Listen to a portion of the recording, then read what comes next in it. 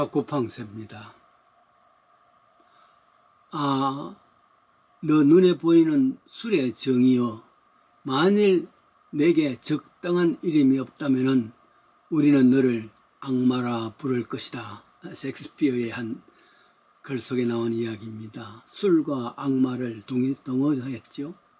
한국 TV를 보면은 젊은이들, 늙은이도, 남자도 여자도 할 것 없이 홀짝홀짝 술 마시는 장면이 거의 매 씬마다 나옵니다.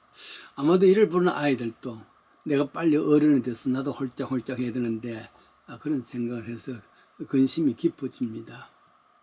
마치 온 나라가 술공화국이 되는 것 같습니다. 이로 인해서 많지 않은 운전사들에 의해서 죄 없는 죽음을 무수기로 볼 수가 있습니다. 나라에서 이것을 컨트롤할 만한 것이 없을까? 그래요. 근데 그 술은 계속하고 있단 말이죠. 팔만대장경에도 이런 말이 있답니다. 술은 번뇌의 아버지고 술은 더러운 것의 어머니다. 술로 인해서 곳곳마다 문제를 만든단 말이죠. 노아가 농업을 시작하여 포도나무를 심었더니면 포도주를 마시고 취했다. 그 내용들이 나옵니다. 창세기 9장 20절. 홍수 심판 이후에 그 심판이 끝나자 육지에 내렸습니다. 노아가 할 수 있는 것은 방주에서 꺼낸 포도씨를 심고 농사를 시작했습니다. 포도를 수확을 많이 했을 줄 압니다. 그걸로 포도주를 만들었습니다. 그냥 음료수로 마신 것이 아니라 술로 마셨습니다. 술에 취했습니다. 바로 전에 창세기 6장 19절에 노아, 홍수 이전의 노아의 모습은 노아는 의인이요 당대의 완전한 자라 표현했습니다. 아무리 완전한 자라 할지라도 의인이라 할지라도 술에는 취할 수밖에 없고 약점이 노출됩니다. 그래서 에베소서 5장 18절에도 술 취하지 말라. 성령의 충만을 받으라. 대신에 당시에 아무리 의인이라 할지라도 술 취하면 부끄러움을 모르고 옷을 벗기도 하고 했습니다. 결국 큰 실수를 하지요. 포도주는 좋은 것으로 많이 사용됩니다. 가령 선한 사마리아에 나오는 이야기가 있습니다. 강도를 만나 죽어가는 그 강도 맞는 사람을 위해서 사마리아 사람이 불쌍히 여기고 응급치료를 할 때에 포도주를 좀 바르기도 하고 그랬지 않습니까? 한국 기독교는 전통이 있습니다. 믿는 사람이라 그러면 술, 담배, 즉 금연, 금주하는 사람입니다. 물론 술, 담배 때문에 구원이 가려지는 것은 아닙니다. 천국 가는 것과는 다릅니다. 하지만 한국 기독교의 문화가 이 전통은 지켜졌으면 좋겠다는 생각입니다. 술로 인해서 담배로 인해서 피해가 얼마나 많은지. 가령 결혼을 할 때 약속을 할 수 있지 않습니까? 상대방이 싫어하는 것은 앞으로 하지 않겠다. 무슨 서약 같은 것도 할 수 있지 않습니까? 기독교인들은 세례를 받을 때 혹은 입교를 할 때 서약을 합니다. 지금까지 내가 절개하던 것 단절하리라. 그것은 신성한 결단입니다. 그러니 금주, 금연은 신성한 결단이란 말이에요. 초대교회 교사들이, 선교사들이 조선에 와서 왜 이렇게 못 살게 됐을까 연구하다 보니까 여름 동안 죽으라 땀을 흘리고 일하는 사람들 얼마나 부지런하게 일을 합니까? 그런데요, 겨울 농한기가 되면은 할 일이 없으니 모여서 술하고 담배하고 노름하고 여름 동안 얻었던 것을 몽땅 다 소비해버린단 말이죠. 그래서 선교사들에게 예수 가이드라인을 준 겁니다. 적어도 예수를 믿으려면 구원과는 관계없다 할지라도 이러한 윤리적인 기준은 지켜야 한다. 그게 금주, 금연, 금노름입니다. 귀한 것이죠. 톨스토이 동화 속에 최초의 술 이야기가 나옵니다. 최초에 창조된 인간이 열심히 노동해서 많은 곡식과 열매들을 풍성히 거둡니다. 그런데 이것을 저장할 곳이 마땅하지 못하단 말이죠. 왜냐하면 곡식은 쥐가 먹고 혹은 썩어지니까 더 이상 먹을 수 없는 상태가 됩니다. 이 골머리를 앓고 있는데 악마가 가까이 왔습니다. 이 남은 음식이 더 오랫동안 가질 수 있고 먹을 수 있는 방법을 가르쳐 주겠다. 유혹했습니다. 당연히 사람들은 귀를 기울였습니다. 그래야 악마는 인간에게 포도주 만드는, 그래서 그 포도를 오랫동안 두고 먹을 수 있는 방법을 이야기해 줬습니다.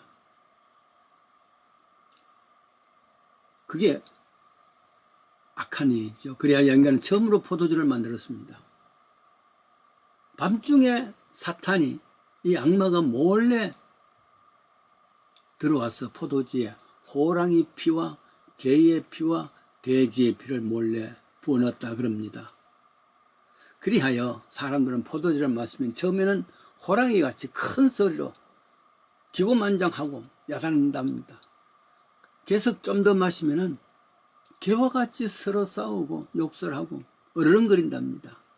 여기 더 마시면 결국 돼지같이 토한 것에 누우기도 하고 난장판의 모습이라 그랬습니다. 인간은 결국 술로 인해서 자기의 자존심이 망가지는 것이죠. 이런 이야기가 한국에도 있답니다. 오랜 옛날 한 스님과 무당과 미친 여자가 함께 가다가 볼일을 본다면서 함께 볼일을 보고 떠났습니다. 그곳에서 곡식이 하나 자라나는데 그 이름을 밀이라 그랬습니다. 사람들은 이를 타작해서 술을 만들었습니다. 그래서 그 술을 마실 때는 처음에는 스님과 같이 근엄하다가 더 마시면 쉴 새 없이 짓거리는 그런 무당의 모습이 나오고, 그리고 더 마시게 되면 미친 사람 같이 된다는 이야기입니다. 둘 다 술 많이 마시면 타락해지는 것을 지적한 것이죠. 둘 다 음주 문화는 폐허되는 것이다. 경고의 메시지입니다. 결국 술은 인간을 짐승으로 타락하게 만드는 모습이죠. 여러분, 알래스카 알죠? 베링해, 카나다와 러시아의 중간에 그 알래스카는 쓸모없는 빙하의 땅이었습니다. 눈 덮인 이 땅을 어떻게 할 것이가? 러시아로서는 이런 땅이야 시베리아에 얼마 차고 넘칩니다.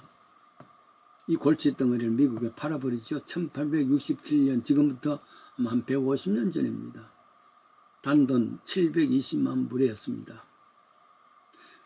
한국 국토의 7배나 되는 이 넓은 땅인데 말이죠. 러시아는 축하 파티를, 미국에서 가져온 포도주와 위스키 등을 가지고 잘 팔았다고 축하 파티를 했습니다. 불사. 지금은 그 술 때문에 사실은 3금의 보고가 팔린 것이죠. 알래스카는 3금이라고 합니다. 제1금은 석유가, 제2금은 풀은 좀 살림이 그렇고, 제3금은 또 황금의 석유라 그랬습니다. 석유가 1천억 배럴이, 그 양이 얼마인지는 잘 모르겠습니다만, 그렇게, 이건 인간이 가졌던 그 모든 것 중에서 그렇게 술로서 바뀌었던 그런 세월을 봅니다. 뉴욕이라면 중심부에, 그 중심부에 대단한 땅이 있습니다.